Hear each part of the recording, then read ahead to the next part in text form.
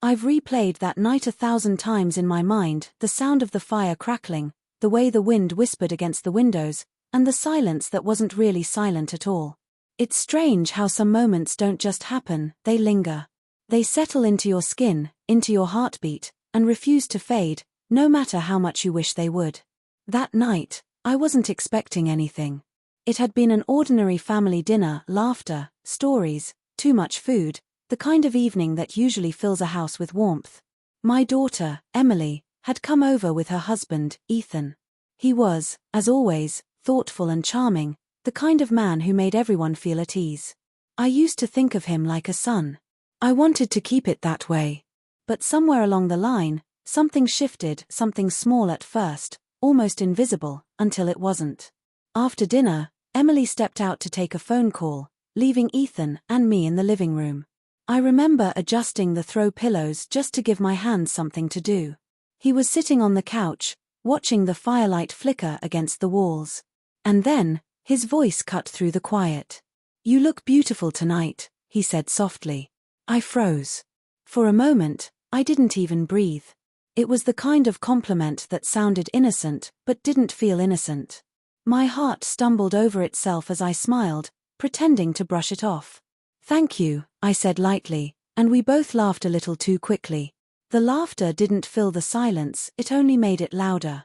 When they left later that night, I sat by the fire long after their car disappeared down the road.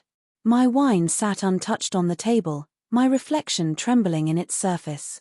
I told myself it was nothing. Just a strange moment. But deep down, I knew something had changed. Days passed, but the memory didn't fade. If anything, it grew louder. And then Ethan started showing up more often, offering to fix a loose cabinet door, to check the leaky faucet, to bring over groceries when Emily was busy. His reasons were always innocent. His presence wasn't. One afternoon, I was tending to the garden when I heard a familiar car door close. Ethan walked toward me, holding a small package. "Thought you could use these," he said, handing me a new pair of gardening gloves. I laughed, trying to keep things light. "You're too good to me." But something shifted in his expression, just for a second. His smile faltered, as if those words carried a weight we both felt but didn't want to name. We went inside for iced tea, sitting at the kitchen table where the sunlight poured through the windows. Our hands brushed once, then again, small, accidental touches that didn't feel accidental anymore. My pulse quickened. He noticed. "You seem different lately," he said after a while. "Different how?" I asked, though I already knew what he meant. "I don't know," he said, eyes steady on mine. "Just quieter. Maybe a little lonely."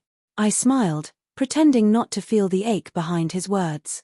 "I'm fine," I lied. He reached across the table, his fingers grazing the back of my hand. "You deserve to be happy," he said softly. "Truly happy." The air between us thickened with everything we weren't saying. I should have pulled away. I didn't. After he left that day, I stood by the window, watching him walk to his car. Every part of me knew this was dangerous, that I was playing with fire. But sometimes, when life has gone quiet for too long, even danger feels like breathing again.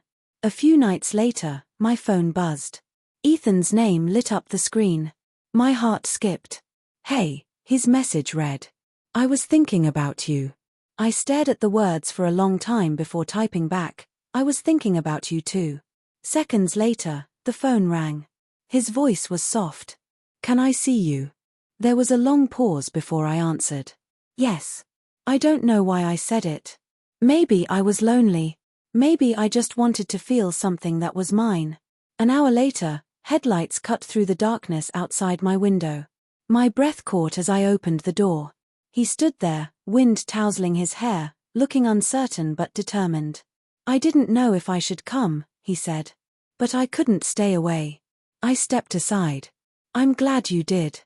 The firelight painted the room in gold and shadow. We sat, neither of us sure what to say. The world outside seemed to fall away, there was only that moment, suspended between right and wrong. "I don't want to hurt anyone," he whispered. "Least of all you." "You're not," I said, though even then, I wasn't sure it was true. He reached for my hand again, his touch steady, deliberate. You've spent your whole life taking care of everyone else. You deserve to be seen, to be loved. Something in me cracked open. I hadn't realized how starved I'd been for those words, how long it had been since someone looked at me and really saw me. I don't know what this means, I admitted. Or where it goes. Me neither, he said. But I know I don't want to walk away. He stood, pulling me gently up with him. For a heartbeat, I thought he might kiss me, but he didn't. He just wrapped his arms around me, holding me like someone afraid to let go. The kind of embrace that said everything words couldn't. When he finally pulled away, there was something in his eyes, guilt, maybe, or love, or both. I'll go, he said quietly.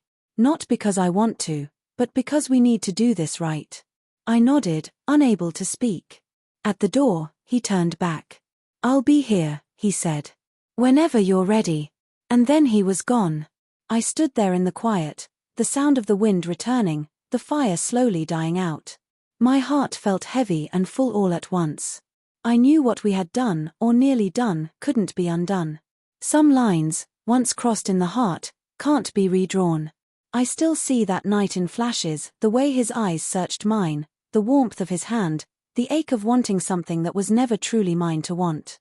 It haunts me, not because it happened, but because part of me still wonders what would have happened if I'd stopped it sooner, or if I hadn't stopped it at all. Some stories don't have clear endings, only echoes. And this one still lives in mine.